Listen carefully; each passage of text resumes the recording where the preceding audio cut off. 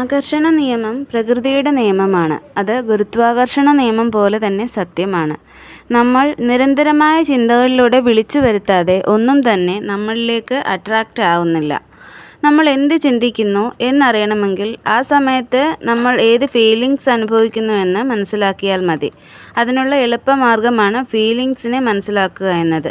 നമ്മുടെ ചിന്തകൾക്കനുസരിച്ചായിരിക്കും നമ്മളുടെ ഫ്രീക്വൻസിയും. അതായത് ഈ ഒരു ഫ്രീക്വൻസിയിലൂടെയാണ് പ്രപഞ്ചവുമായി നമ്മൾ കണക്റ്റ് ആയിരിക്കാൻ സാധിക്കുന്നത്. അതുകൊണ്ട് തന്നെ നമ്മൾ നെഗറ്റീവ് ആയിരിക്കുന്ന സമയങ്ങളിൽ നമ്മുടെ ഈ തരംഗദൈർഘ്യങ്ങൾ അത്തരത്തിലുള്ള കാര്യങ്ങളെ അട്രാക്റ്റ് ചെയ്യുന്നു. ഇനി നമ്മൾ ഹാപ്പിനെസ്സിലാണ് ഉള്ളതെങ്കിൽ നമ്മിലേക്ക് കൂടുതൽ നല്ല കാര്യങ്ങൾ അതിശക്തമായി തന്നെ അട്രാക്റ്റ് ചെയ്യുന്നു. എപ്പോഴും സന്തോഷമായിരിക്കാൻ നല്ല നല്ല ഓർമ്മകളെക്കുറിച്ച് ചിന്തിക്കുക, ഇഷ്ടപ്പെട്ട സോങ്സ് കേൾക്കുക, സന്തോഷം നൽകുന്ന മൂവീസ് കാണുക, അതേപോലെ പറ്റുമ്പോഴെല്ലാം പ്രകൃതിയുമായി, അതായത് പ്രകൃതിയിലേക്ക് ഇറങ്ങി നടക്കുക. ഇതൊക്കെ നമ്മളുടെ ഹാപ്പിനെസ് വർദ്ധിപ്പിക്കാൻ സഹായിക്കുന്ന കാര്യങ്ങളാണ്. സ്നേഹം എന്ന വികാരമാണ് നമുക്ക് പ്രകടിപ്പിക്കാവുന്ന ഏറ്റവും വലിയ തരംഗദൈർഘ്യം.